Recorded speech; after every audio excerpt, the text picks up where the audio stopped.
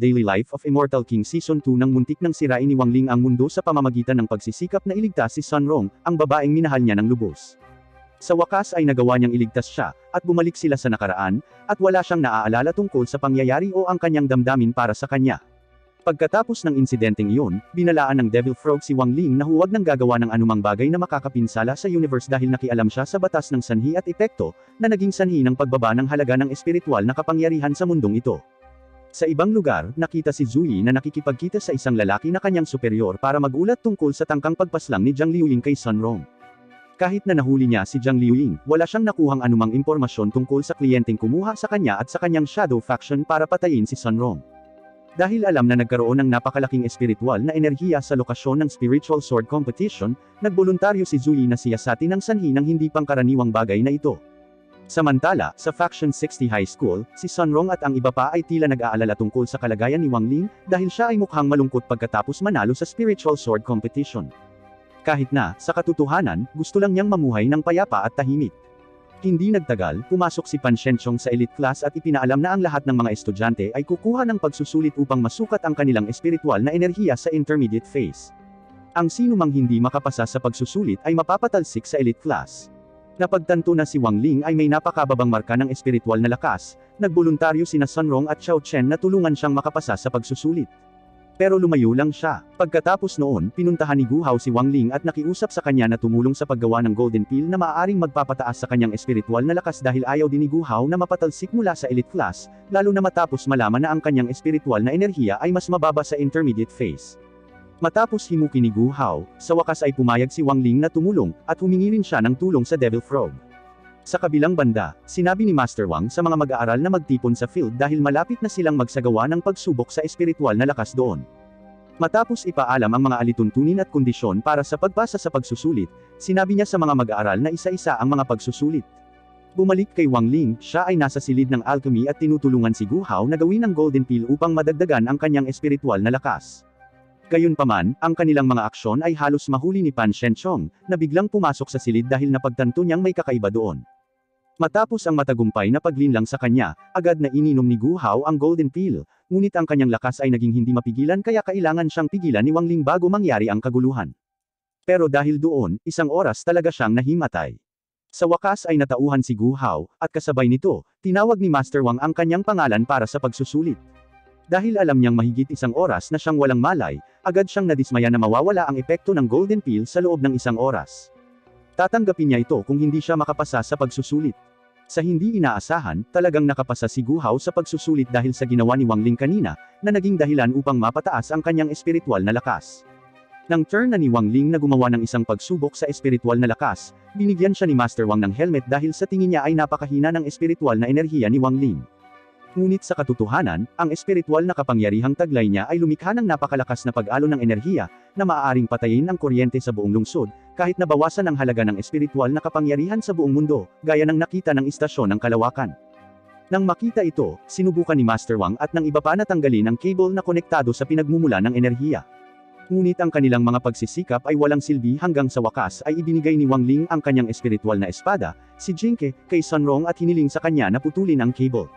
Sa hindi inaasahang pagkakataon, ang pag-indayog ng espada ni Sun Rong ay nagdulot ng napakalaking pinsala na lumikha ito ng agwat sa pagitan ng mga dimensional na hangganan na nakaapekto sa ibang mundo. Pagkatapos ay lumipat ang eksena at ipinakita sa Demon Emperor na napagtanto na may nangyari sa kanyang mundo. Pagkatapos ay ipinaalam sa kanya ng kanyang tagapayo na nagkaroon ng malubhang lamat sa bangin patungo sa mundo ng mga tao. Nang marinig iyon, naalala ng Demon Emperor na nagpadala siya ng Demon Lord na nagngangalang Tan Tianha, walang iba kundi ang Devil Frog, upang sakupin ang mundo ng mga tao. Agad niyang napagtanto na si Tan Tianha ay nabigo sa paggawa ng kanyang mga utos dahil ang mga tao ay hindi pa nalipol. Lalong nagalit ang Demon Emperor nang matuklasan niya na ang mundo ng tao ay patuloy na sumisiksik ng espiritual na enerhiya mula sa mundo ng demonyo dahil ang halaga ng espiritual na kapangyarihan ng mundo ng tao ay bumaba ng husto. Alam na ang Demon Emperor ay galit na galit kay Tan Tianha dahil sa hindi pagsakop sa mundo ng mga tao, ang tagapayo ay susugod sa mundo ng mga tao at nagbigay ng mensahe sa Devil Frog tungkol sa kanyang pagbisita doon. Sa ibang lugar, mukhang labis na nagulat ang Devil Frog nang makatanggap ito ng mensahe mula sa Demon Master, na darating sa mundo ng mga tao. Dahil doon, pumunta siya sa bahay ni Wang Ling para magtago. Gayunpaman, sa pagdating, hindi niya sinabi kung bakit siya pumunta doon at sinabi kay Wang Ling na namiss niya lang siya. Samantala, si Pan Shenchong, ang homeroom teacher ni Wang Ling, ay nagnanais na bisitahin ang kanyang bahay dahil napakababa ng kanyang espiritual na lakas. Pupunta din siya roon dahil tumaas ang singil sa kuryente nila sa paaralan pagkatapos ng ginawa niya sa spiritual strength test ilang araw na ang nakalipas. Kasabay nito, sa wakas ay dumating ang Demon Master sa mundo ng mga tao. Gayunpaman, nahirapan siyang hanapin ang kinaroroonan ni Tan Tianha dahil sadyang itinago ng kanyang mag-aaral ang lakas ng kanyang espiritual na kapangyarihan. Sa kabilang banda, sa wakas ay natuklasan ni Wang Ling na ang Devil Frog ay pumunta doon upang magtago mula sa kanyang master, na naghahanap sa kanya. Pagkatapos noon, ibinunyag ng Devil Frog kina Jinke at Wang Ling na ang kanyang master ay isang sinaunang demonyo na nabuhay sa milyon-milyong taon at nagtataglay ng mabigat, hindi mailarawang kapangyarihan. Takot siya sa Demon Master dahil sumailalim siya sa pahirap na pagsasanay habang nasa ilalim ng pag-aalaga ng Demon Master. Pagkatapos ng hapunan, hiniling ng ama ni Wang Ling sa Devil Frog na tumulong sa paglalagay ng selyo kay Wang Ling. Gayunpaman, inilagay niya ang selyo sa kabaligtaran kaya't ang enerhiyang espiritual na kapangyarihan ni Wang Ling ay bumulwak, at bigla siyang nagsalita sa isang wikang hindi nila naiintindihan. Sa kabutihang palad, ang Devil Frog ay nagawang lumunin ang espiritual na enerhiya, kaya hindi nagdulot ng pinsala. Gayunpaman, sumugod si Pan Shenchong sa bahay bago nila naayos ang selyo. Pagkatapos ay tinanggap ng mga magulang ni Wang Ling ang babaeng guro sa isang palakaibigang paraan. Gayunpaman, agad nilang napansin ang kakaibang nangyari kay Wang Ling dahil sa ipinakitang ugali nito sa kanyang guro. Dinala rin ng ina ni Wang Ling si Pan Shenchong sa paligid ng bahay, na nagbigay ng oras sa ama ni Wang Ling at sa Devil Frog na ayusin ang power cell. Ngunit lumabas na, kahit na ang selyo ay naayos na, ang espiritual na enerhiya na dati nang hindi sinasadyang pinakawalan ni Wang Ling ay nagpasigla sa mga kasangkapan sa bahay at gumalaw ng mag-isa. Para harapin ang kaguluhan, ginamit ni Wang Ling ang Devil Frog bilang kanyang sandata. Sa kabilang banda, dinala ng kanyang ina si Pan Shenchong sa isang silid habang sinasabi sa kanya ang tungkol sa nakaraan ni Wang Ling. Gayunpaman, ang kanyang ina ay medyo nagsinungaling tungkol sa kanyang espiritual na kapangyarihan at itinampok ang pagdurusa na kanyang pinagdaanan dahil hindi siya nagkaroon ng mga kaibigan at palaging iniiwasan ng iba. Sa pakikinig sa kwento ng buhay na iyon, napagtanto din ni Pan Shenchong na hindi siya dapat husgahan kahit mahina ang espiritual na lakas nito. Sa ibang lugar, ang Demon Master, na matagal nang naliligaw, sa wakas ay nalaman ang kinaroroonan ng Devil Frog at nagmadaling pumunta sa bahay ni Wang Ling. Nang mapagtantong nalaman ng kanyang master ang kanyang kinaroroonan, sa sobrang takot niya ay nawalan siya ng malay. Gayunpaman, sa parehong oras, ang selyo ni Wang Ling ay nasira matapos linisin ang kalat sa kanyang bahay, na nagresulta sa isang malakas na espiritual na enerhiya na pumutok mula sa loob ng kanyang katawan, na ikinamatay ng Demon Master nang papasok na siya sa bahay ni Wang Ling. Ang Devil Frog, na nakakaalam na ang Demon Master ay patay na naiwan lamang ang kanyang korona, ay mukhang gulat na gulat dahil hindi niya alam kung paano nangyari. Sa kabilang banda, sa wakas ay nagpaalam si Pan Shenchong sa mga magulang ni Wang Ling at sinabi sa kanila na mula ngayon, mas bibigyan niya ng pansin ang emosyonal na edukasyon upang mas maunawaan ang mga paghihirap na nararanasan ng kanyang mga estudyante. Ang eksena ay lumipat sa nakaraan, 10 taon na ang nakalilipas, bago inatake ng Devil Frog ang mundo ng mga tao. Ilang sandali bago lumitaw ang Devil Frog, isang lalaking nagngangalang Sanren ang nakitang sumakay sa isang lumilipad na espada kasama ang kanyang asawang si Yoir. Parehong mga asasin sa isang misyon. Ngunit pagkatapos, ang lumilipad na espada ay nakaranas ng kaguluhan dahil sa biglaang pagdagsa ng espiritual na enerhiya. Binalaan ng isang flight attendant ang mga pasahero na maupo at magsuot ng seatbelt. Gayunpaman, hindi pinansin ni Yoir ang babala, kaya tumalsik ang kanyang katawan nang magkaroon ng matinding pinsala sa buntot ng eroplano. Bumalik sa kasalukuyang panahon, ang insidente ay talagang sinabi ni Gu Hao, na nagsabi na pagkatapos ng aksidente sa eroplano, si Sanren at ang kanyang asawa ay naiulat na nawala sa isang lugar. Ayon sa mga sabi-sabi, siya ay nagtatago malapit sa Faction 60 High School. Maging ang ilang estudyante ay nakita na rin daw siya sa paaralan. Hindi nagtagal, pumasok si Pan Shenchong sa klase at ipinakilala ang isang estudyante mula sa regular na klase na papasok na sa elite class dahil nakakuha siya ng mataas na marka sa pagsusulit sa espiritual na lakas noong nakaraan. Ang babaeng estudyanteng si Lin Xiaoyu ay ang babaeng nakita ni Wang Ling sa alternatibong mundo na nilikha niya habang sinusubukang iligtas si Sun Rong. Alam din iyon ni Jinke at nagtaka kung bakit parang pamilyar ito sa kanya. Pagkatapos noon, sinabi ni Pan Shenchong sa mga estudyante na papalitan niya si Master Wang para magturo ngayon dahil may importanteng negosyo ito. Maliwanag na tinutulungan ni Master Wang si Zhou Yi na mahanap ang kapatid ni Jiang Liuying, si Jiang Liuyo, na bahagi rin ng Shadow Faction. Nagawa nilang matunten ang kanyang espiritual na enerhiya. Ngunit lahat ng iyon ay naging isang bitag. Si Jiang Liuyo ay nasa Faction 60 High School dahil ang kanyang kapatid na babae ay nakakulong sa underground na bilangguan ng paaralan. Sa kabilang banda, sina Gu Hao at Shen Chao, na nag-uusap pa rin tungkol kay Sun Ren kay Wang Ling, ay hindi sinasadyang nakita ang figure ni Zhang Liuyo sa kanilang paaralan at palihim na sinundan siya. Sa wakas ay nakarating sila sa isang silid, kung saan napagtanto nilang may nakatira na pala doon. Hindi nagtagal, may mga yabag na papasok sa silid, kaya nagtago si Wang Ling at ang iba pa. Dumating pala si Lin Xiaoyu, at nalaman nila na siya ay nakatira sa silid sa lahat ng oras na ito. Nasangkot sila sa isang maliit na insidente sa kanya hanggang sa aksidente nilang nabuksan ang pinto sa isang tagong silid. Kasabay nito, sa wakas ay natuklasan ni Zhang Liuyo ang kanyang kapatid na nakakulong sa piitan. Sa halip na palayain ang kanyang kapatid, tila sinadya niyang patayin ang kanyang kapatid para sa paghihiganti. Nahulog doon si Wang Ling at ang kanyang mga kaklase, pagkatapos ay mabilis na sinabi kay Jinke na ilipat sila sa isa pang mas ligtas na silid. Dahil ang lahat ng mga silid sa ilalim ng lupa ay puno ng mga bitag, ang eksena ay lumingon kay Zhang Liuyo na ibinunyag na ang babae ay talagang si Yueir, ang asawa ni Sun Ren. Sinabi niya sa kanyang kapatid na pagkatapos ng insidente, siya ay sinipsip sa mundo ng demonyo at namuhay ng isang miserableng buhay sa mundo ng demonyo bilang isang tagasalin sa pagitan ng dalawang mundo. Sinabi niya na ang kanyang kapatid na babae ang utak sa likod ng insidente 10 taon na ang nakalilipas dahil gusto niyang agawin ang kanyang posisyon bilang pinuno ng Shadow Faction. Bagamat iginiit ni Zhang Liuying na hindi siya ang dahilan ng insidente, tila hindi niya pinansin ang sinabi ng kanyang kapatid at inatake ng palaso ang kanyang kapatid. Gayunpaman, ang pag-atake ay napigilan ni Master Wang, na dumating doon sa tamang oras. Sa kabilang banda, naalala ni Wang Ling ang pangyayari 10 taon na ang nakararaan, noong nilabanan niya ang Devil Frog, at aksidenteng natama ng kanyang pag-atake ang lumilipad na eroplano na sinasakyan ni Sun Ren at ng kanyang asawa. Nagawa niyang iligtas ang mga pasahero sa eroplano ngunit hindi niya namalayan na nahulog na ang asawa ni Sun Ren doon. Samantala, sa wakas ay nakita ni Zhang Liuyo si Master Wang at napagtanto na siya ang kanyang asawa. Sa wakas ay ipinakita nila ang kanilang pagmamahal sa isa't isa pagkatapos ng 10 taon na magkahiwalay. Sa sandaling iyon, tila napakaromantiko nila kaya hindi maganda ang pakiramdam niya. Sa wakas ay nagawa ni Wang Ling at ng kanyang mga kaklase na makalabas ng silid at aksidenteng nakita sina Master Wang at Zhang Liuyo, na baliw na umiibig. Pagkalipas ng ilang araw, ipinaliwanag ni Master Wang ang tungkol sa pagpapanatili ng spiritual sword, na napakahalaga para mapanatili ang tibay at lakas ng espada dahil kung ang spiritual sword ay hindi ginagamot ng maayos, ito ay permanenteng mapipinsala. Naalala ni Jinke na wala pa siyang ginagawang paggamot sa ngayon, kaya pinayagan din siya ni Wang Ling na siya mismo ang gumawa ng paggamot. Pag-uwi nila mula sa paaralan, sinabi ni Sun Rong sa kanyang mga kaibigan na hindi sila dapat maggamot sa spiritual sword. Dinala sila ni Sun Rong sa Spiritual Sword Flagship Shop 4S na medyo sikat sa lungsod. Pagdating nila doon, nagulat sila sa paglitaw ni Lin Xiaoyu, na nagtatrabaho doon bilang Spiritual Sword Caretaker. Nang masangkot sila sa isang pag-uusap ni Xiaoyu, sa wakas ay natuklasan nila ang kanyang nakaraan, kung saan nakatira lamang siya kasama ang kanyang nakatatandang kapatid mula pagkabata. Ngunit isang araw, nang si Xiaoyu ay 8 taong gulang, ang kanyang kapatid na babae, na umalis upang i-refine ang Spirit Sword, ay hindi na bumalik. Dahil doon, nagtrabaho siya sa ilang spiritual sword flagship sword, umaasang makikita muli ang kanyang kapatid na babae balang araw.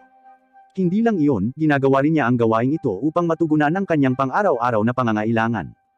Sa katunayan, napilitan si Xiaoyu na tumira sa isang hindi ginagamit na silid sa paaralan dahil wala siyang sapat na pera para umupo ng tirahan.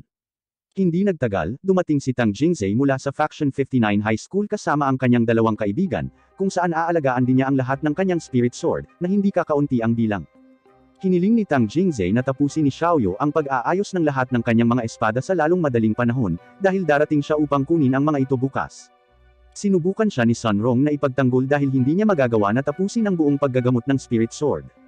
Gayunpaman, pinigilan niya si Sun Rong na makipag-away kay Tang Jingzhe dahil ayaw niyang mawala ng trabaho at mag-o-overtime para matupad ang kahilingan nito. Alam na talagang gusto ni Xiaoyu ang mga espiritual na espada ngunit wala man lang siyang espiritual na espada, plano rin ni Sun Rong na bumili ng spirit sword para sa kanya. Gayunpaman, may ideya si Wang Ling na magpanday mismo ng spirit sword, sa halip na bilhin lang ito para sa kanya. Sumang-ayon si Sun Rong at ang iba pa sa kanyang ideya. Pagkatapos noon, naghintay sila hanggang sa umuwi si Xiaoyu mula roon. Bago magsimulang magpanday, inihanda nila ang mga materyales na kailangan sa paggawa ng mga spirit sword. Si Wang Ling ang namamahala sa pagdidisenyo ng spirit sword, at lahat ay tila sumang-ayon sa kanyang disenyo.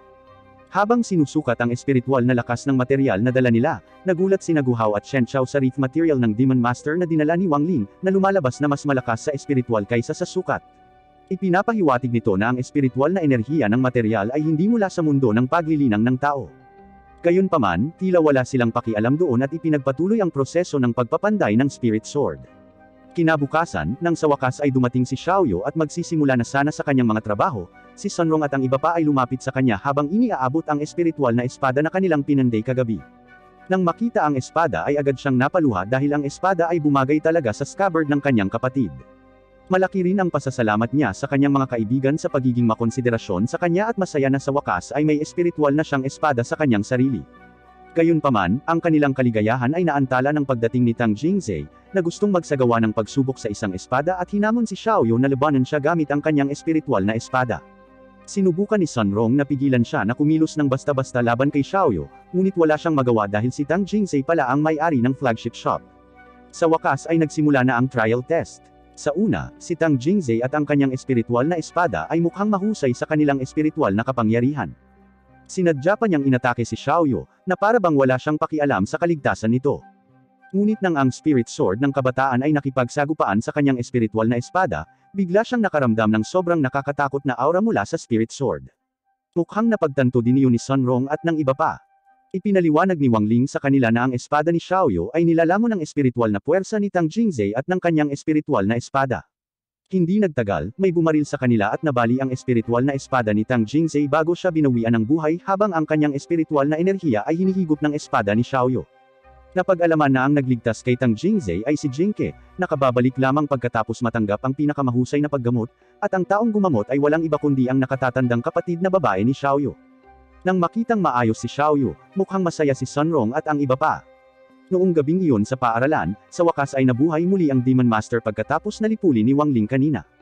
Gayunpaman, napagtanto ng Demon Master na nawala ang kanyang wreath at inatake si Xiaoyu dahil nasa kanya ang kanyang wreath. Sinapian siya ng Demon Master at nagalit nang malaman niya na ang kanyang korona ay natunaw sa apoy at ginawa itong isang material na espiritual na espada. Gayunpaman, pagkatapos malaman na si Sunrong ay kasangkot sa batang babae na kasalukuyang sinapian niya, ang Demon Master ay tila napakasaya dahil sa wakas ay nakita niya ito at nilayon na ipaghiganti ang mga demonyo na tila nagkaroon ng mga problema sa kanyang mga ninuno.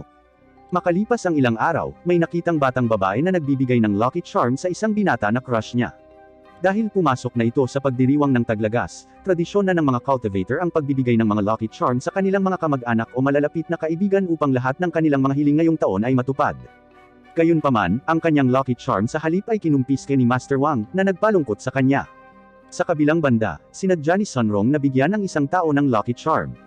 Ngunit matapos makitang kinumpiske ni Master Wang ang lucky charm ng kanyang kaklase, kailangan niyang mag-isip ng ibang paraan. Si Xiaoyu, na sinapian pa rin ng Demon Master, ay nagmungkahi kay Sunrong na ibigay ang lucky charm sa gabi at pagkatapos ay sinabi sa kanya na siya ay nakatira sa paaralan. Pagkatapos ay lumipat ang eksena at ipinakita si Jiang Liuying na kinokontrol ang espiritual na arrow ng kanyang kapatid, na naiwan sa pamamagitan ng paghuni. Talagang napagtanto niya na ang halaga ng espiritual na kapangyarihan ng mundo ng tao ay bumababa, makakaapekto ito sa espiritual na kapangyarihan ng selyo ng kanyang hola, kaya mas madaling masira ang selyo.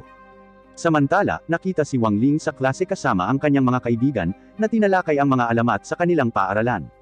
Ayon sa alamat, sa isang tiyak na petsa, makikita nila ang hinaharap kung tatayo sila sa harap ng malaking salamin sa paaralan. Gayunpaman, maraming mga alamat sa paaralan noong panahong iyon. Gaya ng pag-awit ng espiritu ng isang babae, ang misteryosong kamay na lumilitaw mula sa banyo, at ang elevator na patungo sa impyerno. Si Wang Ling, na nakarinig ng kwento, ay talagang nakaramdam ng gutom at pagkatapos ay kumuha ng mga merienda sa locker. Hindi nagtagal, lumapit sa kanya si Sunrong at sa kabahagyang tinapik ang kanyang ulo ng isang piraso ng kahoy.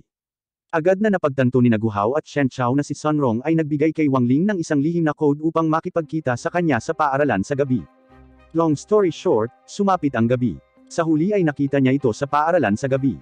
Gayunpaman, hindi ayon sa kanyang inaasahan na gustong mapag-isa, isinama niya sina Chen Chao at Guhao. Kahit na mukhang hindi ito pinansin ni Sunrong sa harap ni Chen Chao at Guhao, naiinis talaga siya. Nang makapasok sila sa gusali ng paaralan, mukhang natakot si Chen Chao nang makarinig siya ng tunog ng pusa.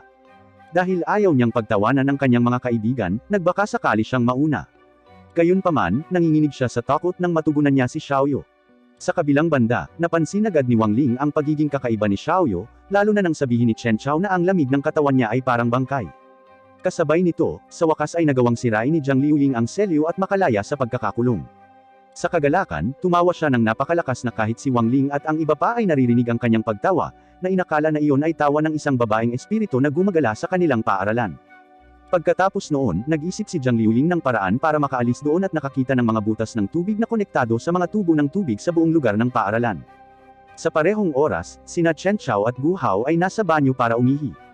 Agad silang nakaramdam ng matinding takot nang makarinig ng kakaibang paggalaw sa tubo ng tubig. Lalo na't biglang umapaw ang tubig sa inidoro dahil sinusubukan niyang makaalis doon. Sumigaw sila ng malakas at nawalan ng malay dahil sa takot. Nang marinig ang hiyawan ng kanyang mga kaibigan, si Wang Ling ay nagmamadaling pumasok sa banyo ng mga lalaki at nalaman na hinimatay sina Chen Chao at Gu Hao. Nang mag-check-in sa cubicle, nakita niya si Jiang Liuling na sinusubukang lumabas ng banyo. Gayunpaman, pagkatapos ay pina-flush ni Wang Ling ang banyo, pinabalik si Jiang Liuling sa dulo ng aqueduct sa piitan. Gamit ang kanyang lakas, lumipat siya sa isang silid at nakakita ng elevator na maaaring maghatid sa kanya pabalik sa itaas. Sa kabilang banda, sinusubukan nina Xiaoyu at Sun Rong na pagalingin sina Chen Chao at Gu Hao, na wala pa ring malay dahil sa pagkabigla. Hindi sinabi ni Wang Ling sa mga babae ang nangyari sa banyo at sinabing nadulas lang sila. Dahil ang dalawa pang kaibigan ay walang malay, hinimok ni Xiaoyu si Sun Rong na lapitan si Wang Ling at mapag-isa sa kanya. Ngunit sa parehong oras, ipinaalam ni Jinke kay Wang Ling ang tungkol sa paggalaw ni Jiang Liuling, kaya nagmamadali siyang umalis upang pigilan ang pagtatangka nito. Sa wakas ay narating niya ang pinakamataas na palapag gamit ang elevator. Gayunpaman, nang malapit na siyang lumabas sa elevator, nakasalubong niya ito, na nagpabalik sa kanya sa ibaba. Hindi nagtagal, dumating sina Sun Rong at Xiaoyu at ipinapalagay na ang elevator ay isang elevator patungo sa impyerno dahil sa pinsala. Pagkatapos ay iniwan ni Xiaoyu sina Wang Ling at Sun Rong para mapag-isa sila. Ngunit napagtanto ni Wang Ling at Jinke na siya ay sinapian ng Demon Master at may binabalak na kakilakilabot laban kay Sun Rong. Ang Demon Master ay tila naghihintay ng tamang sandali para kidnapin si Sun Rong. Dadalhin niya siya sa mundo ng demonyo para ipaghiganti ang kanyang pamilya. Nangyari ito dahil ang kanyang mga ninuno ay pinapatay ang mga demonyo sa kanlurang rehiyon sa loob ng maraming siglo. Pagkatapos noon, dinala niya si Wang Ling sa malaking salamin na sinabi sa alamat sa kanilang paaralan upang makita ang hinaharap para sa kanilang dalawa. Kasabay nito, sa wakas ay nagawa ni Jiang Liuling na umangat sa ibabaw at natuwa nang makita niya si Sun Rong, kaya sinadya niyang patayin siya kaagad. Sa harap ng malaking salamin, sinabi ni Sun Rong ang alamat ng salamin. Gayunpaman, hindi pinakinggan ni Wang Ling ang kanyang mga salita dahil masyado siyang nakatutok kay Jiang Liuling, na nanonood sa kanila. Hindi nagtagal, biglang dumating si Xiaoyu at direktang inatake si Wang Ling hanggang sa natangay siya mula roon at nabunyag na siya ang Demon Master. Inilabas ni Sun Rong ang kanyang espiritual na espada, ngunit pinigilan siya ng Demon Master gamit ang kanyang kapangyarihan. Pagkatapos noon, nagkaroon ng full moon na nababalot na kasing pula ng dugo, na nagpapahiwatig na ang kapangyarihan ng Demon Master ay nagsisimula ng tumaas. Pagkatapos ay ipinaalam niya na ang mundo ng tao ay orihinal na ginamit ang malaking salamin upang sugpuin ang espasyo at oras na puwang patungo sa mundo ng demonyo, at ngayon ay gagamitin niya ang salamin upang buksan ang pinto sa mundo ng demonyo. Nang malapit ng kaladkarin ng Demon Master si Sun Rong sa mundo ng demonyo, biglang sumugod si Jiang Liuling at ititigil na sana ang pagtatangka. Gayunpaman, mabilis silang natalo kay Wang Ling, na agad na sumugod upang iligtas siya. Sa kabilang banda, ang suntok ni Jiang Liuling na nakatutok kay Xiaoyu ay nagtulak sa Demon Master palabas sa kanyang katawan, ibinalik siya sa kanyang mundo, at nasira ang malaking salamin. Si Jiang Liuling ay mukhang inis na inis kay Wang Ling at tumingin sa kanya. Ngunit madali niya itong natalo sa isang mahinang suntok lamang. Dahil walang malay si Sun Rong pagkatapos ng insidente, kinuha ni Wang Ling ang Lucky Charm na ibibigay niya sa kanya at sinabing natanggap niya ito. Ilang araw pagkatapos ng insidente, nakita si Chen Chao na nanonood ng live stream ng Little Fox Fairy na pinangalanang Suda at mukhang masugid na nawalan siya ng oras at napabayaan ang kanyang pagsasanay. Siya ay sobrang infatuated sa Fox Girl, nagbigay pa siya ng regalo ng tradisyonal na gamot ng kanyang pamilya ay ipinasa mula pa sa maraming henerasyon pagkatapos malaman na ang Panginoon ni Suda ay may malubhang sakit. Samantala, sa space station, nakikita si Joey na nakikipag-ugnayan sa mga cultivation masters para talakayin ang lumiliit na halaga ng espiritual na kapangyarihan sa lupa. Kahit na inisip ng mga cultivation master na hindi ito masyadong delikado, iginiit niya na kung hindi sila gagawa ng tamang hakbang para harapin ito, ang agwat sa mundo ng tao ay magiging mas marupok, na nagiging mahina sa mga pag-atake mula sa mundo ng demonyo. Ipinaalam niya na ang mga espiya mula sa mundo ng demonyo ay paulit-ulit na ginamit ang butas upang makalusot sa mundo ng mga tao.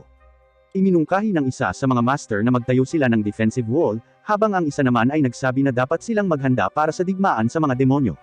Nang sinubukan ni Joey na payapain ang mga master, isa sa mga master, na hindi ipinakita ang kanyang pisikal na anyo, ay nagmungkahi na hulihin nila ang isang demonyo at tanungin siya para magbigay ng impormasyon tungkol sa mundo ng demonyo. Sumang-ayon ang iba pang mga master na sundin ang payo. Sa pagkakita sa ugali ng mga Panginoon na labis na gumagalang sa kanya at sumunod sa bawat salita na kanyang sinabi, malinaw na siya na hindi nagpakita ng kanyang pisikal na anyo ay ang dakilang Panginoon. Siya ay nagtataglay ng espiritual na kapangyarihan na nalampasan ang iba pang mga cultivation master at walang iba kundi si Wang Ling. Napilitan si Wang Ling na putulin ang virtual connection mula sa Masters meeting dahil sinabi sa kanya ni Gu Hao na si Chen Chao ay pinapagalitan ng kanyang ama sa harap ng gate ng paaralan. Ang kanyang ama ay mukhang galit nang malaman niya na ang cultivation power level ni Chen Chao ay bumagsak ng husto sa pinakamababang level at tinanong kung ano ang ginawa ng kanyang anak para mawala ng napakaraming cultivation power. Nang marinig ito, tila naunawaan ng ama ni Chen Chao ang dahilan at pinatawad ang kanyang anak sa pag-aakalang nakagawa siya ng mabuti, at hanggat gumawa si Chen Chao ng mabuti, tiyak na makakakuha siya ng magandang gantimpala. Gayunpaman, matapos malaman ng kanyang ama na ninakaw ng kanyang anak ang tradisyonal na gamot ng kanilang pamilya, nagalit ito at sinira ang cellphone ni Chen Chao.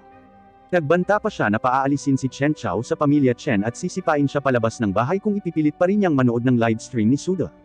Naging curious si Gu Hao kung bakit bumaba ng husto ang cultivation power level ni Chen Chao kahit na nanonood lang siya ng livestream.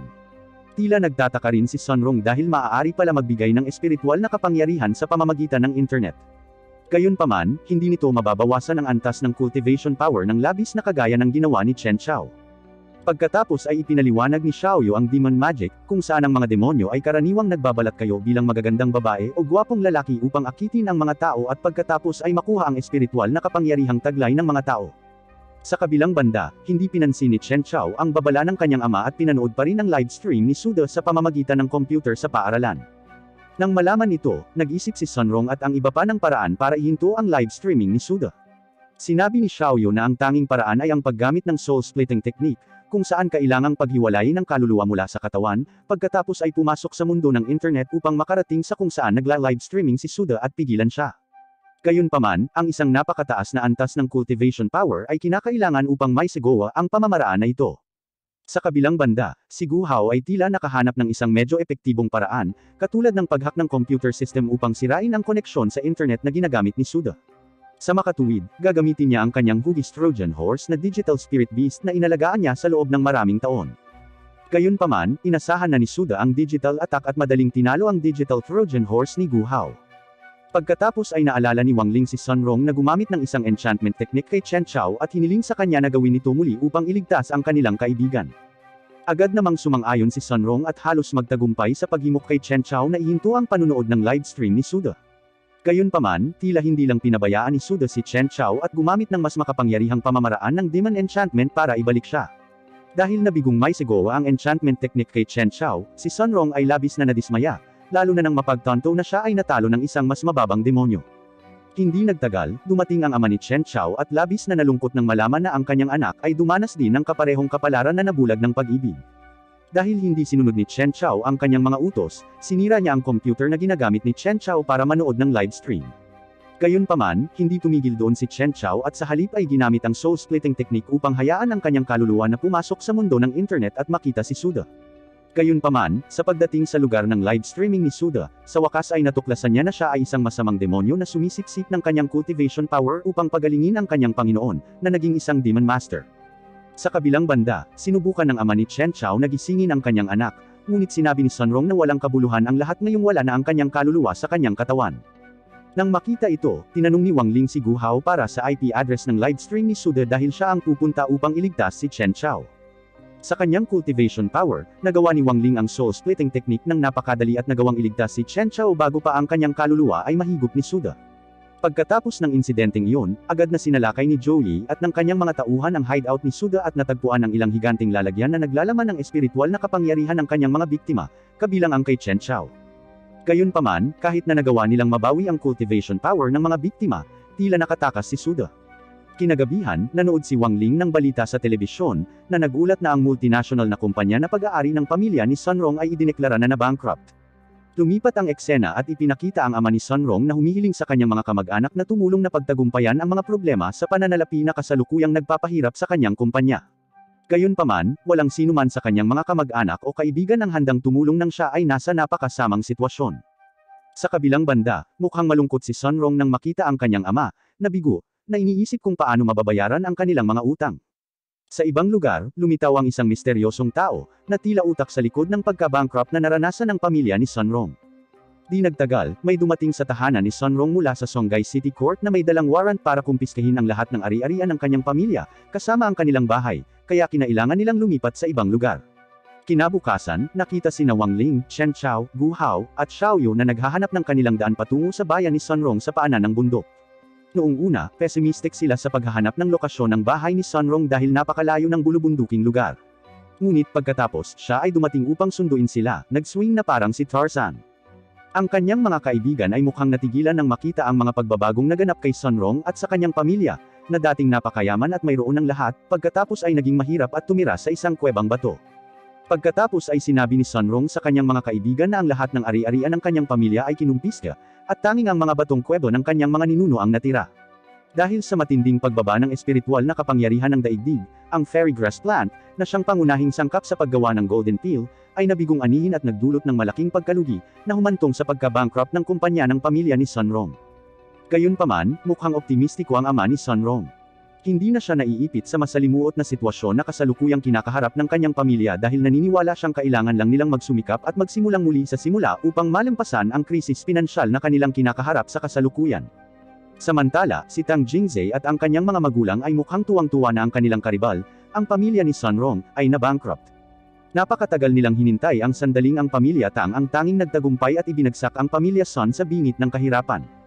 Pagkatapos ay nagpasalamat si Tang Jingzhe sa isang demonyo na nagngangalang Richmond, na naging utak sa likod ng pagka-bankrupt ng pamilya ni Sunrong.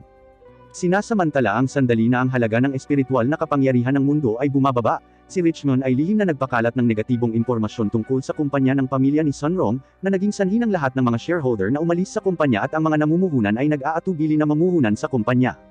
Pagkatapos ay binalaan niya ang pamilya Tang na huwag kaagad maging kampante dahil hindi pa tapos ang kanilang plano na sirain ang pamilya Sun ng tuluyan. Pagkatapos ay inutusan niya ang pamilya Tang na gawin ang susunod na plano. Nang ikwento ng ama ni Sunrong ang nakalipas na kaluwalhatian ng pamilya Sun, nakitang mag-isa sina Sunrong at Wang Ling sa tabi ng talon.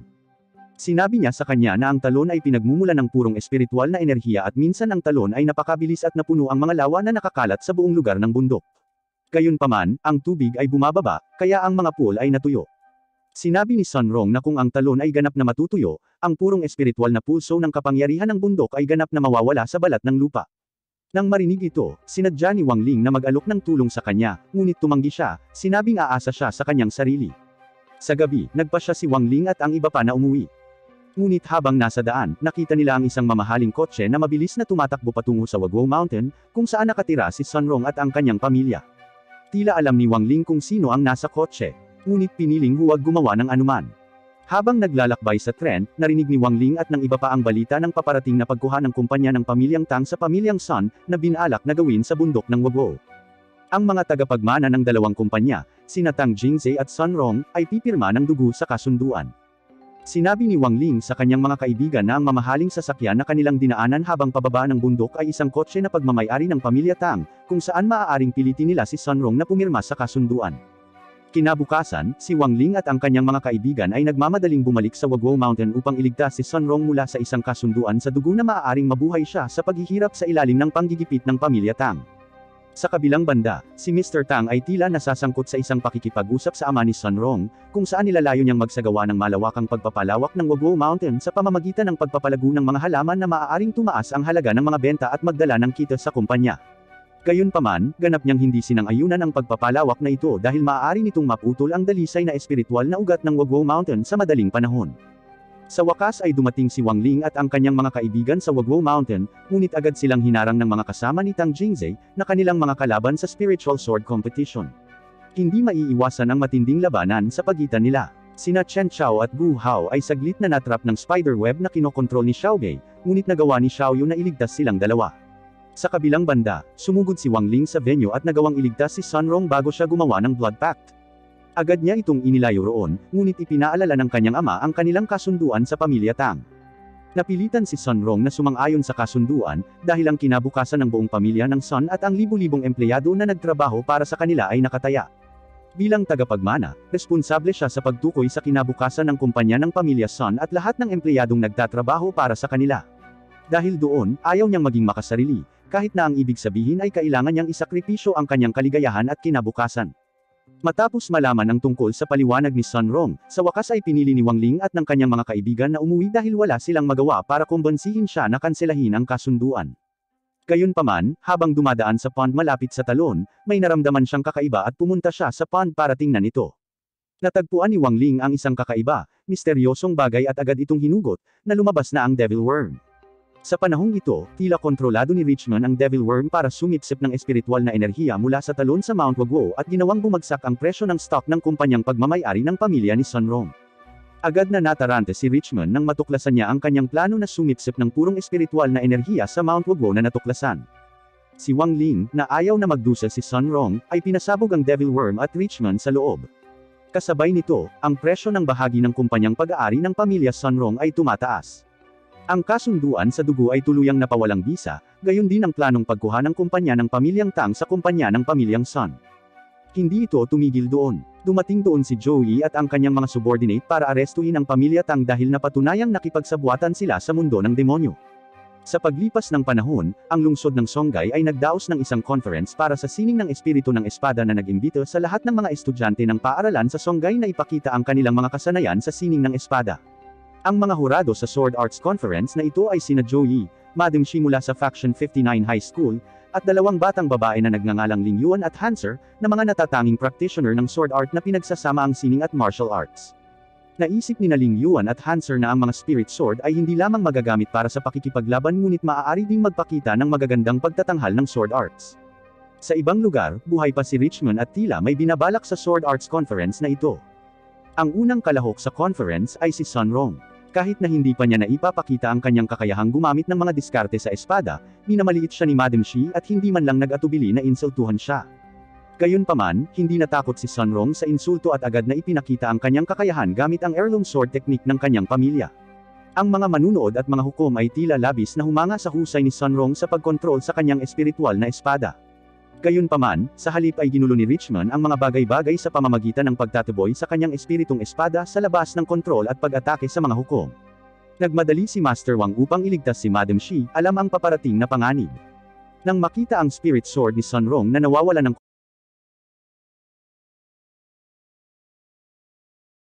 kontrol, sinisi siya ni Joey at ng audience dahil sa hindi niya kayang kontrolin ang kanyang spiritual sword. Si Sun Rong, na hindi alam kung ano ang nangyari sa kanyang espiritual na espada, ay umalis sa entablado na may malungkot na mukha. Sinubukan din siyang aliwin ni Wang Ling at Xiaoyu para hindi siya malungkot. Si Wang Ling, na napagtanto na may mali, ay nagsabi sa kanya na hindi niya ito pagkakamali. Samantala, ipinaalam ng ilang opisyal sa Space Station ang mga organizer ng Sword Arts Conference, o B-Station, tungkol sa pag-akyat ng espiritual na enerhiya na naganap dahil sa milyon-milyong pares ng mga mata na nanunood sa conference sa buong mundo. Ang mga susunod na kalahok sa conference ay sina Chen Chao at Gu Hao. Nais nilang magsagawa ng stunt ng swordsmanship upang pasayahin si Sun Rong upang muli itong ngumiti at makalimutan ang lahat ng negatibong komento tungkol sa kanyang pagganap. Gayunpaman, muling ginulo ni Richmond ang kanilang pagganap at halos mapatay si Chen Chao sa pamamagitan ng kanyang sariling espada. Hindi lang sila kinukutya ng maraming tao, ngunit minamaliit din ni Madam Shi ang kanilang mga kakayahan, kahit na nagawa nilang talunin ang kanyang mga estudyante sa spiritual sword competition. Habang pinapanood ang pinabagal na replay, napansin ni Wang Ling ang isa pang kakaiba sa mga pagtatanghal ng sword arts nina Chen Chao at Gu Hao. Sa kabilang banda, ang bilang ng mga manunood na nanunood ng conference ay dumarami, gayon din ang espiritual na enerhiya na mabilis na tumataas, na naging dahilan upang si Richmond ay tila nasisiyahan, dahil ito ay nagpapahiwatig na ang kanyang plano na mangalap ng espiritual na enerhiya sa isang malaking sukat ay nagpapatuloy ng maayos. Nagpatuloy ang conference, at ang kalahok na lumabas sa pagkakataong ito ay si Xiao Bei mula sa Faction 59 High School. Nagawa niyang mapahanga ang mga hurado at ang lahat ng manunood gamit ang kanyang sword art skills na sinamahan ng teknolohiya ngayon, na lumilikha ng gayong kaakit-akit na atraksyon. Hindi tulad ng mga mag-aaral sa Faction 60 High School, hindi ginulo ni Richmond ang pagganap ni Xiao Bei, kaya nakatanggap siya ng papuri at malalakas na palakpakan mula sa mga judge at audience. Nang bumalik sina Chen Chao at Gu Hao sa stand, napagtanto na lang ni Sun Rong na nawala sina Xiaoyu at Wang Ling sa isang lugar. Tumahok si Xiaoyu sa conference at naging kalahok na lalabas pagkatapos ni Xiao Bei. Dahil hindi siya nakasuot ng makapal na salamin, maganda si Xiaoyu sa kanyang mahabang buhok na malambot na umaagos. Pinagsasama-sama ang mga diskarte sa espada at sayaw, siya at ang kanyang espiritual na espada ay nagpahanga sa mga manunood at sa mga hukom. Gayunpaman, muling ginulo ni Richmond ang pagganap ng mga estudyante ng Faction 60 High School, kaya nahirapan si Xiaoyu na patayin ang apoy na nilikha ng kanyang espiritual na espada. Nang magsimulang lumaki ang apoy at muntik nang mahulog sa trunk ng puno ni Xiaoyu, sumugod si Sunrong sa entablado at iniligtas siya. Dahil sa malakas na determinasyon ni Sunrong na protektahan ang iba, sa wakas ay nagawa niyang buhayin ang kanyang espiritual na espada na nawasak sa spiritual sword competition. Matapos patayin ang apoy at matagumpay na mapigilan ang sunog, nagtulungan sina Sunrong at Xiaoyu upang magsagawa ng sword art attraction na napakaganda at kahanga-hanga. Sa hindi inaasahang pagkakataon, ang performance nilang dalawa ay tumaas ang bilang ng mga manunood sa 1 bilyon at nakatanggap ng pagpapahalaga mula sa mga hurado at lahat ng manunood sa studio. Hindi nagtagal, lumitaw si Richmond at pinasalamatan ang mga dumalo sa pagpapatutuo ng 1 bilyong tao sa napakagandang sword art performance at pagtulong sa kanya na makakuha ng tuloy-tuloy na daloy ng espiritual na enerhiya mula sa lahat ng nakasaksi sa conference. Kalaunan ay isiniwalat ni Richmond na gumamit siya ng mataas na antas ng manipulation technique upang kontrolin ang lahat sa pamamagitan ng isang live na broadcast na naibroadcast sa buong mundo. Gayunpaman, nagulat siya dahil ang kanyang manipulation technique ay hindi gumana para kina Sunrong at Xiaoyu. Dumating doon si Wang Ling at ibinunyag na pinalitan niya ang demonic magic formation ni Richmond ng enchantment technique ni Sunrong. Sa una, naging maayos ang plano ni Wang Ling. Ngunit ang cultivation power ni Sunrong ay hindi maalis ang manipulation technique ni Richmond, kaya nakuha niya ang kontrol sa 1 bilyong tao na nakasaksi sa conference, na ginawa silang kanyang mga tuta. Bago magsimula ang lahat ng kaguluhan, ipapakita sa atin ang piitan kung saan nakakulong si Zhang Liuying at binabantayan ng husto. Dahil ilang beses niyang sinubukang tumakas, kalaunan ay ikinulong siya sa isang espesyal na bilangguan upang hindi niya magamit ang kanyang kapangyarihan. Sinubukan niyang akitin ang mga gwardya, ngunit alam na nila ang lahat ng kanyang mga panlilinlang, kaya ang kanyang mga pagsisikap ay walang kabuluhan. Ngunit kasabay nito, nagawang maapektuhan ng demon manipulation technique ni Richmond ang lahat, pati na ang mga bantay doon. Dahil si Zhang Liuying ay nasa holo na may kakayahang itaboy ang mga espiritual na puwersa mula sa loob at labas, hindi rin siya naapektuhan ng demonic manipulation technique ni Richmond. Gayunpaman, nagdudulot ito ng sarili nitong mga pakinabang sa kanyang pagsisikap na makatakas mula sa bilangguan. Sa ibang lugar, sina Wang Ling, Sunrong, at Xiaoyu ay nagsisikap na tumakas at magtago mula sa lahat na kinokontrol ni Richmond. Tulad ng mga zombie, parang hindi na sila makapag-isip ng common sense dahil kontrolado na ang kanilang pag-iisip. Iminungkahi ni Jinke na gamitin ni Wang Ling ang memory loss technique. Ngunit tumanggi siya dahil ang pamamaraan ay maaaring magpababa ng antas ng IQ ng isang tao, maging sanhi ng permanenteng pagkawala ng pag-iisip. Napagtanto na alam na ng mga tao ang kanilang pinagtataguan, dinala ni Wang Ling sina Sunrong at Xiaoyu upang mag-slide pataas sa gusali gamit si Jinke. Kahit na hindi ito lumilipad na espada, wala siyang pagpipilian kundi sundin ang utos ni Wang Ling na gawin itong isang lumilipad na espada. Sa mga taong sumusubok na umakyat sa tuktok ng gusali upang maabutan sila, ginamit ni Chen Chao ang kanyang lakas para madaling umakyat sa gusali.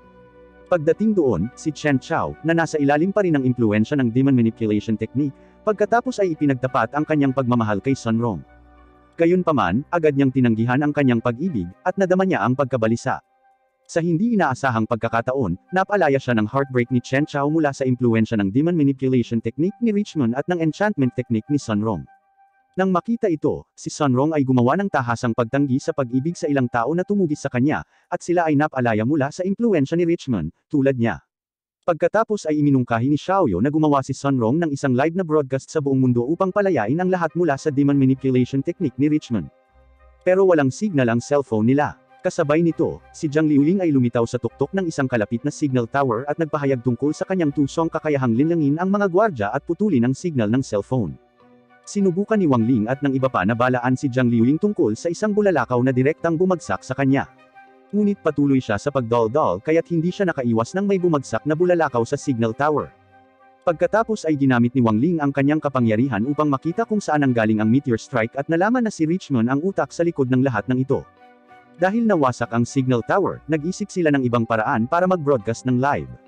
Pagkatapos ay iminungkahi ni Wang Ling na pumunta sa space station dahil mayroon pala siyang 2 ticket sa space station na ibinigay sa kanya ng B-station bilang regalo sa isang maswerteng audience. Sa pamamagitan ng pag-hover gamit si Jinke, si Wang Ling at ang kanyang mga kasama ay sumugod sa istasyon ng tren na magdadala sa kanila sa space station. Dahil 2 lang ang ticket ni Wang Ling, inutusan ni Chen Chao si Wang Ling na pumunta sa space station kasama si Sunrong, habang susubukan nilang harangan ni Xiaoyu ang lahat ng humahabol sa kanila. Sa maikling kwento, sa wakas ay nakasakay sina Wang Ling at Sunrong sa tren na magdadala sa kanilang dalawa sa outer space. Sa daan patungo sa kalawakan, naramdaman niya ang pagtibok ng kanyang puso dahil ngayon ay nag-iisa na siya sa piling niya, at ang lahat ay parang awkward. Inakala ni Sun Rong na ipahahayag ni Wang Ling ang kanyang pagmamahal para sa kanya, ngunit sa halip, kinwestiyon niya ang kanilang hindi na-check na mga tiket, kaya maaari palang isama nila sina Chen Chao at Xiaoyu. Sa kabilang banda, si Chen Chao at Xiaoyu ay naging ganap na hindi nasaktan dahil ang mga taong iyon ay hinahabol lamang si Sun Rong, kaya hindi pinapansin ang pagharang nilang dalawa. Sa wakas ay dumating na si Sun Rong sa istasyon ng Kalawakan, at magsasagawa siya ng live streaming, na ipapalabas sa buong mundo. Matapos ipakilala ang kanyang sarili, sinabi niya ang tungkol sa kanyang pagkabata bilang tagapagmana ng pamilyang Sun, na napakayaman at palaging nararamdaman ang pagmamahal ng mga tao sa kanyang paligid. Gayunpaman, nagbago ang lahat matapos ang kanyang pamilya ay biglang nahulog sa kahirapan. Pagkatapos ay ipinalagay ni Sun Rong na hindi siya maaaring maging makasarili at dapat na umasa sa kanyang sarili. Ang dahilan daw niya sa pagsali sa conference ay dahil gusto niyang magustuhan siya ng mga tao dahil sa kanyang kakayahan, hindi dahil sa mayamang pamilya. Gayunpaman, hindi niya inaasahan na makakamit niya ang ganoong kalaking pagmamahal. Pagkatapos ay humingi ng tawad si Sun Rong sa lahat, sinabing kailangan lang niya ng pagmamahal ng isang tao, na sapat na para mapasaya siya. Matapos marinig ang pahayag ni Sun Rong, ang lahat sa buong mundo ay nalungkot, at sila ay napalaya mula sa demon manipulation technique ni Richmond. Gayunpaman, ang banta mula kay Richmond ay hindi nagtapos ng ganoon lamang. Dahil alam niyang nabigo ang kanyang plano, nagpadala rin siya ng isang higanteng bulalakaw na mabilis na naglalakbay patungo sa Earth upang sirain ang lahat ng nabubuhay na bagay sa mundo. Hindi lang nanahimik si Wang Ling at agad na winasak ang meteor sa pamamagitan ng paghagis ng kanyang spirit sword. Pagkatapos nito, nagkalat ang mga pira-pirasong meteor sa kalangitan. Ito ay naging isang nakamamanghang tanawin kung titingnan mula sa istasyon ng Kalawakan. Pagkatapos ay binigyan niya si Sun Rong ng paborito niyang merienda, sabay na tinatamasa ang magandang tanawin. Bumalik sa nakaraan, bago salakayin ng mundo ng mga tao, pumunta si Richmond sa Demon Emperor para sabihin sa kanya ang tungkol kay Wang Ling at nag-ingat sa kanya dahil nagkunwari siyang mahina para itago ang kanyang dakilang kapangyarihan. Nang marinig ito, binigyan ng Demon Emperor si Richmond ng buong autoridad na wasakin ang mundo ng tao, anuman ang mangyari, upang masiksip ng mundo ng demonyo ang lahat ng kanilang espiritual na enerhiya. Inilagay ni Richmond ang lahat ng kanyang lakas sa isang higanteng bulalakaw na malapit na niyang ihulog sa Earth. Gayunpaman, ang pag-atake ay madaling naharang ng ibinato ni Wang Ling si Jinke sa kanya, na naging sanhi ng pagkadurog ng meteor, na winasak si Richmond. Ang Demon Emperor, na nakakita kay Richmond na madaling tinalo, ay nagutos sa Demon Master na sindihan ang mga Dimensional Lamp. Kasabay nito, iminungkahi ni Sun Rong kay Wang Ling na maglakbay sa istasyon ng Kalawakan bago sila bumalik sa Earth, at pumayag siya. Gayunpaman, nang makalabas sila ng elevator, biglang nagbago ang kanilang anyo sa 3 dimensyon. Pareho silang nagulat sa nangyari sa kanila, at pagkatapos ay napagtanto ni Wang Ling na doon lamang sila nabago sa isang 3-dimensional na anyo, samantalang sa Earth at iba pang mga planeta, ito ay mukhang normal. Samantala, nagsimulang salakayin ng Demon Emperor ang mundo ng mga tao, at walang makapigil sa malawakang pagsalakay ng mga demonyo. Dahil alam niyang nasa panganib ang kaligtasan ng sangkatauhan, agad na nagsagawa ng emergency meeting si Joey kasama ang mga cultivation masters upang matukoy ang mga susunod na hakbang.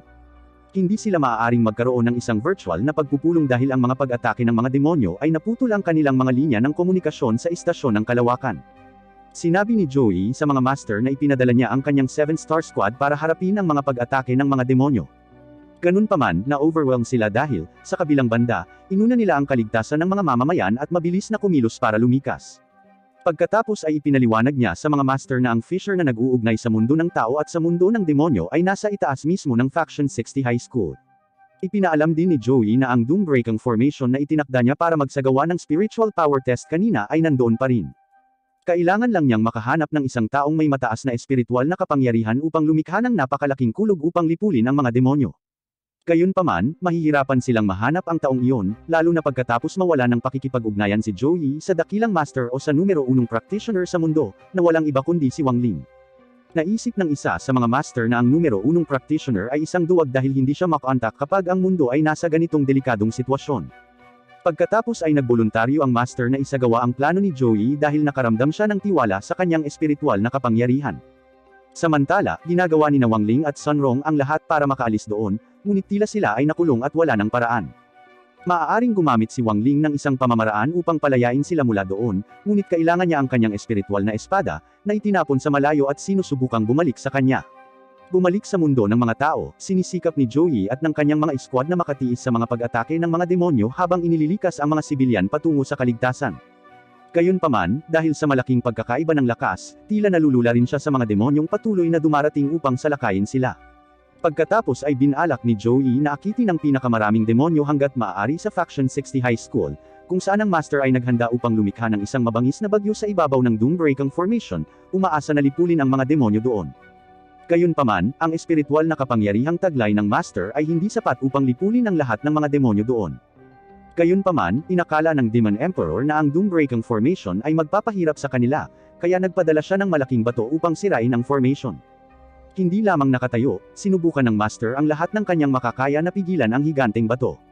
Ngunit ang nangyari, ang Demon Emperor ay naghanda ng libu-libong naglalakihang mga bato na may katulad na laki, na agad nadudurog sa mundo ng tao. Hindi ito tumigil doon. Dinala din ng higanteng malaking bato ang mga halimaw mula sa mundo ng demonyo, na nagpalaganap ng kakilakilabot na takot sa mundo ng mga tao. Nakita ni Joey ang kakilakilabot ng malawakang pag-atake ng mga demonyo, parang ito na ang katapusan ng mundo ng mga tao, na maaaring malapit ng magwakas.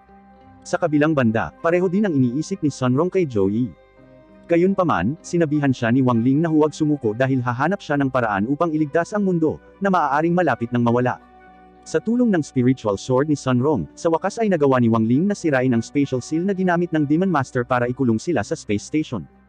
Pagkatapos ay hiniling niya sa kanya na manatili doon habang ililigtas niya ang mundo. Wala na siyang pakialam kung mabunyag man ang tunay niyang pagkatao dahil ang pinakamahalaga ngayon ay ang mailigtas ang mundo sa pagkawasak. Sa kabilang banda, si Joey, at ang lahat na nakakaramdam na ng pessimistic tungkol sa nalalapit na katapusan ng Earth, ay biglang nagulat sa paglitaw ni Wang Ling, na ang katawan ay kumikinang ng maliwanag at nagawang sirain ang ilang malalaking bato. Ang kanyang pagdating ay sakop din ng media. Gayunpaman, hindi nila alam ang tunay niyang pagkatao dahil ang kanyang anyo ay nababalutan ng maliwanag na baluti na bumabalot sa kanyang katawan. Gayunpaman, nang wasakin na ni Wang Ling ang iba pang mga demonyo, bigla siyang nilapitan ng isang batang babae na katulad ni Xiaoyu at may pares ng mga pakpak ng butterfly. Pagkatapos ay dinala niya siya palayo doon gamit ang kapangyarihan ng teleportation. Isang maikling flash ang ipinakita ng sumakay si Xiaoyu sa tren at papunta na sana sa kinaroroonan ng Demon Emperor. Gayunpaman, para malaman kung nakipagsabwatan siya sa Demon Emperor para sirain ang mundo ng mga tao, babalikan natin ang nakaraan noong bata pa si Xiaoyu. Noong panahong iyon, si Xiaoyu ay sinanay ng kanyang ama na magpalabas ng isang pares ng mga pakpak sa kanyang likod gamit ang kanyang espiritual na kapangyarihan. Gayunpaman, tila nahihirapan siyang gawin iyon, lalo na't hindi lumilitaw ang kanyang mga pakpak, gaano man siya kahirap magsanay. Hindi siya tao ngunit bahagi ng lahi ng butterfly mula sa ibang mundo. Pinakalma siya ng kanyang ama habang sinasabi na ang mga pakpak ng butterfly na mayroon sila ay ang pinakamahalagang bagay, kaya sila ang pantirya ng mga demonyo. Sa kanilang pag-uusap, biglang inatake ng mga demonyo ang lahi ng butterfly, kaya napilitan ang kanyang ama na ipadala si Xiaoyu sa ibang mundo upang iligtas ang buhay ng dalaga. Si Xiaoyu ay napadpad sa mundo ng mga tao at iniligtas ng isang babae na ngayon ay itinuturing niyang kapatid. Sa kasalukuyan, ikinwento ni Xiaoyu kay Wang Ling ang kwento ng kanyang buhay at ang tungkol sa Demon Emperor at ang kanyang hukbo na nagtagumpay sa pagsakop sa lahi ng butterfly at pagsira sa kanilang mundo. Ang mga demonyo ay lubhang ambisyoso na maging nag-iisang pinakamakapangyarihang lahi sa buong universe sa pamamagitan ng pag-atake sa ibang mga lahi na mas mahina kaysa sa kanila at pagkuha ng espiritual na enerhiya mula sa mundong kanilang nasakop upang madagdagan ang lakas ng mga demonyo. Sinabi ni Xiaoyu kay Wang Ling na ang mga demonyo ay sumalakay sa maraming mundo at nagtagumpay na madaig silang lahat upang ang Demon Emperor ay may espiritual na kapangyarihan na hindi mapapantayan ng sinumang nilalang sa universe. Pagkatapos ay sinabi ni Wang Ling kay Xiaoyu na napigilan niya ang mga pag-atake ng mga demonyo 10 taon na ang nakararaan. Gayunpaman, binigyang diin niya na ang Demon Emperor ay may higit na nakakatakot na kapangyarihan kaysa sa kanyang mga nasasakupan, at malalaman niya ito sa lalong madaling panahon dahil dadalhin niya talaga siya sa harap ng Demon Emperor. Samantala, sa mundo ng mga tao, si Joey at ang lahat ng naroon ay tila nawala ng pag-asa na makaligtas sa walang habas na pag-atake na patuloy na inilunsad ng mga demonyo. Ngunit pagkatapos, nagpadala si Sunrong ng mensahe sa pamamagitan ng isang livestream broadcast sa pamamagitan ng space station. Sinabi ni Sunrong na matagal nang pinaplano ng mga demonyo ang pag-atake sa mundo ng mga tao, at maaaring isipin nila na mawawala ng lakas ng loob ang mga tao pagkatapos talunin ng mga demonyo ang Master at ang 7-star squads. Pagkatapos ay inulit niya sa lahat na lahat sila ay mga practitioner ng cultivation. Kahit na ang kanilang instinct na lumaban ay napurol, sila ay tinuruan at nagsanay na gamitin ang cultivation power sa buong buhay nila upang magkaroon sila ng kapangyarihang bumangon at lumaban sa mga demonyo. Pagkatapos ay hiniling ni Sunrong sa lahat na huwag sumuko, at magkaroon ng malakas na determinasyon na talunin ang mga demonyo at protektahan ang kanilang mundo. Lahat ng nakinig sa talumpati ni Sunrong ay tila na antig, nakaramdam muli ng kumpiyansa, at nangahas na lumaban sa kanilang mga kaaway. Ang Demon Emperor, na nanood din ng livestream ni Sun Rong, ay pinuri siya sa pagsasabing siya ay tunay na descendant ng maalamat na pamilyang Sun. Gayunpaman, ang pagsisikap ng tao na labanan ang mga demonyo ay malamang na walang kabuluhan, dahil ang Demon Emperor ay nagpadala ng mas maraming tropa upang sakupin ang mundo ng mga tao. Sa parehong oras, sa wakas ay dumating sina Xiaoyu at Wang Ling sa lugar ng Demon Emperor. Napilitan siyang sundin ang utos ng Demon Master na dalhin si Wang Ling sa harap ng Demon Emperor dahil binihag nila ang kanyang kapatid. Pagkatapos ay ginamit ng Demon Master ang kanyang kapangyarihan para lumuhad sina Xiaoyu at Wang Ling sa harap ng Demon Emperor. Gayunpaman, walang epekto ang kapangyarihang iyon kay Wang Ling, at madali niyang maalis ang Demon Master sa pamamagitan lamang ng pagwagayway ng kanyang kamay. Nang makita na ang kanyang tagapayo ay natalo, ang Demon Emperor ay agad na bumaba sa kanyang trono at inatake siya. Gayunpaman, ang pag-atake ay ganap na walang epekto sa kanya, na agad na pinalayas ang Demon Emperor sa kanyang palasyo. Dahil wala sa mundo ng mga tao, sinabi ni Wang Ling sa Demon Emperor na hindi siya magdadalawang isip na gamitin ang kanyang kapangyarihan dahil wala siyang pakialam sa pinsalang idudulot ng kanyang napakalaking kapangyarihan. Gayunpaman, gaano man kahirap ang Demon Emperor na sinubukang talunin si Wang Ling, hindi pa rin niya kayang pantayan ang lakas ni Wang Ling, kaya sa halip ay siya ang pinuntirya niya. Si Xiaoyu, na nakakita ng hindi pantay na labanan, ay nagtaka kung paano magkakaroon ng isang tao ng napakalakas na kapangyarihan gaya ni Wang Ling. Ang Demon Emperor ay nasa ilalim na ng pressure at nagtanong kung bakit ang isang tao na si Wang Ling ay may napakalaking kapangyarihan na higit pa sa kanya. Ang Demon Emperor ay walang ideya na ang sangkatauhan na kanyang minamaliit ay talagang makakabangon mula sa kahirapan at magkaroon ng lakas na hihigit sa mga demonyo bilang isang walang talo na lahi. Sinabi ni Wang Ling na ang mga tao ay nakaranas ng napakaraming pagdurusa sa panapanahon, ngunit palagi silang nakakabangon muli dahil hindi sila magpapasakop sa masasamang puwersa na gustong wasakin ang kanilang mundo. Hindi nagtagal, ang Demon Master, na buhay pa, ay biglang lumitaw sa likod ni Wang Ling at pinakawalan ang selyo sa kanyang batok, iniisip na ang selyo ang pinagmumulan ng kanyang napakalaking kapangyarihan. Gayunpaman, nakagawa sila ng isang nakamamatay na pagkakamali sa pamamagitan ng pagtanggal ng selyo dahil ito ang tunay na selyo na may hawak ng kapangyarihan ni Wang Ling, na higit na nakakatakot. Kaagad, isang malaking pagsabog ang sumira sa mundo ng demonyo, ang Demon Emperor, at lahat ng kanyang mga tauhan. Sinisira din ng pagsabog ang mga demonyo sa mundo ng tao, na nagpapadala ng ulan na makapagpapagaling sa lahat doon. Hindi ito tumigil doon. Ang halaga ng espiritual na kapangyarihan ng Earth ay tumaas din ng husto, kaya hindi na nila kailangang mag-alala. Sa istasyon ng espasyo, sinabi ni Jinke kay Sun Rong na ang mundo ng demonyo ay nawasak ni Wang Ling.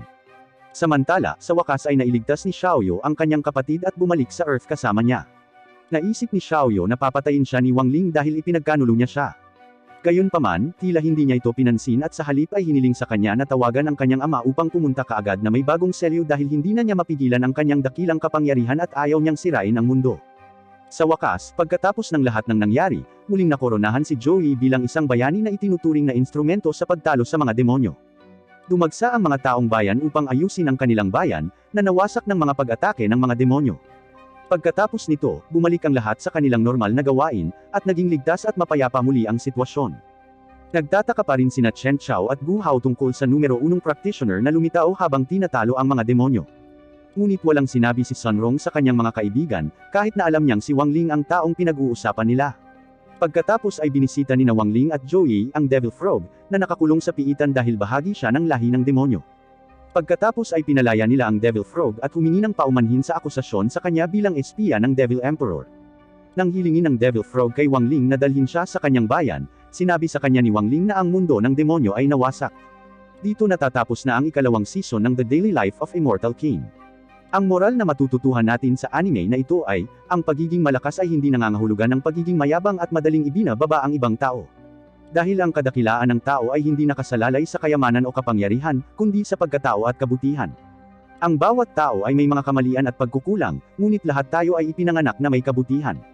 Kaya, dapat lagi tayong maging mabait.